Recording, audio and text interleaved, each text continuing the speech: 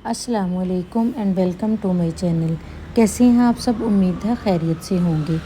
ये है मेरी जॉर्डन सीरीज़ की 10वीं और जॉर्डन के मुक़द्दस मकामात की 8वीं वीडियो। उम्मीद है कि आपने पिछली तमाम वीडियोस देखी होंगी।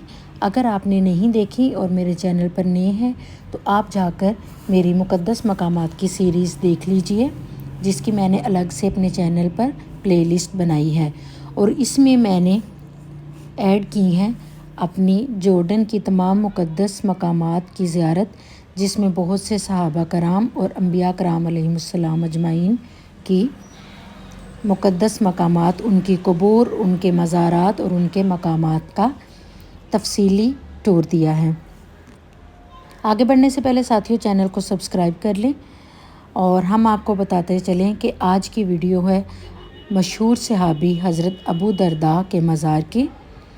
नीचे हमने गाड़ी पार्क की और ऊपर पहाड़ी के ऊपर ये बहुत पुराना कब्रिस्तान बना हुआ है, जिसको चढ़कर हम ऊपर आएंगे, बल्कि आ रहे हैं। और इसके नहायत ऊंची चोटी पर वाक़ है हज़रत अबू दरदा की कब्र, जिसके ऊपर छोटा सा एक कमरा बनाया गया है, जिसको आप यूँ कह लीजिए कि इनका मज़ार है।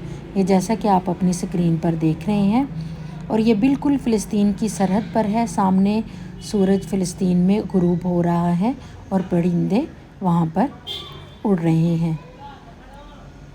हमने यहाँ पर रुककर इस कब्रिस्तान में मौजूद तमाम मुसलमानों के लिए दुआए मग़फ़िरत की और उसके बाद हम गए मज़ार की तरफ। जब हम वहाँ मज़ार के मेन दरवाज़े पे पहुँचे तो देखा कि दरवाज़ा लॉक था और वहाँ पर एक पोस्टर सा लगा हुआ था, जिस पर एक फ़ोन नंबर लिखा हुआ था कि अगर आप चाहें तो यहाँ के चौकीदार से आप कॉल करके आप उनको कॉल करके आप बुलवा सकते हैं और मज़ार के अंदर जा सकते हैं।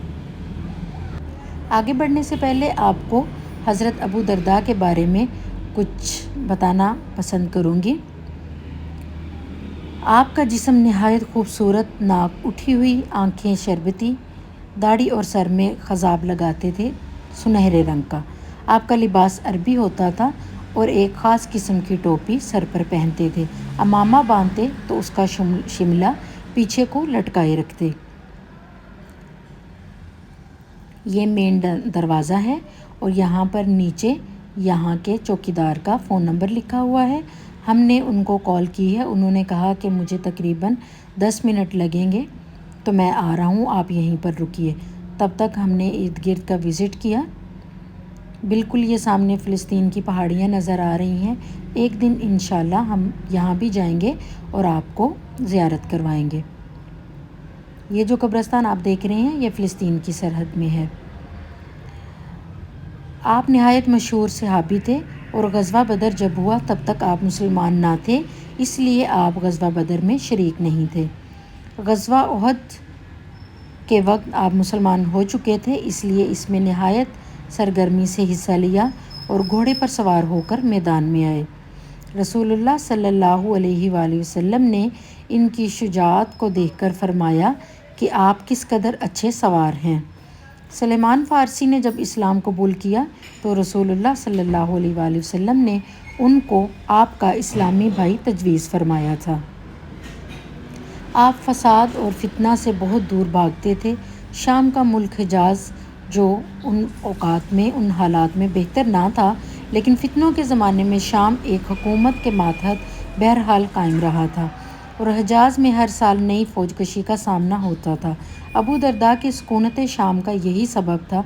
आप फरमाते थे कि जिस मकाम पर 2 आदमी एक बालिश ज़मीन के लिए भी लड़ाई करें तो मैं उसको छोड़ देना ज़्यादा पसंद करता हूँ। आप मुसाफिराना ज़िंदगी बसर करते थे और हिजरत का 32वां साल था कि आप कारवाने सराय दो आलम से वतन मालूफ को सुधार गए। आपका शुमार अकाबिर में होता था। हज़रत उमर ने अपने अहद खिलाफत में तमाम अकाबिर सहाबा के नक़द वज़ाइफ मुकर्रर कर दिए थे। मुजाहिदीन बदर की सबसे बड़ी तनख्वाह यही थी।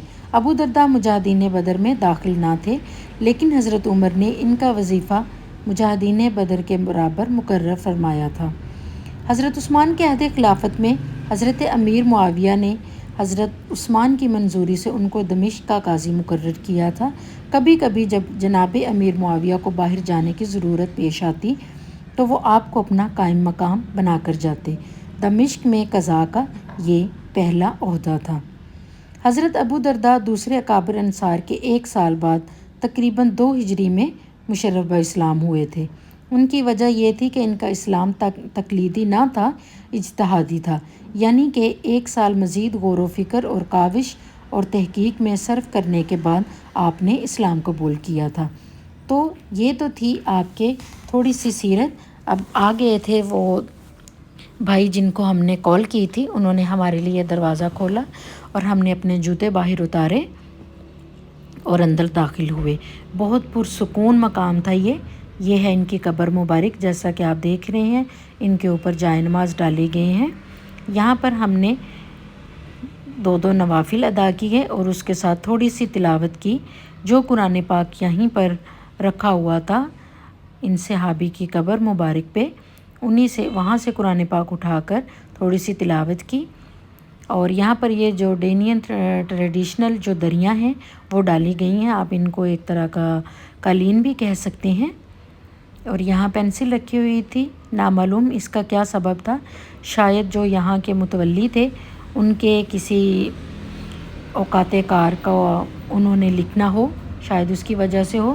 اس کے قبر جو ہے وہ پکی بنی ہوئی ہے، اس کے اوپر سبز چادر ڈالی گئی تھی۔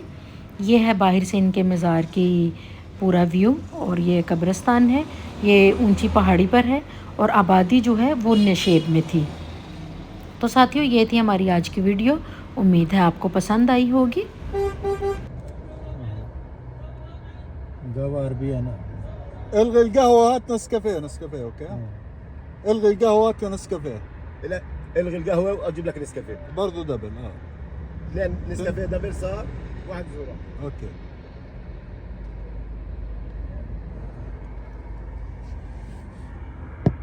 یہاں پر جو ہمارے ڈرائیور بھائی تھے یہ فلسطینی ہیں اور بہت ہی اچھے مزاج کے تھے۔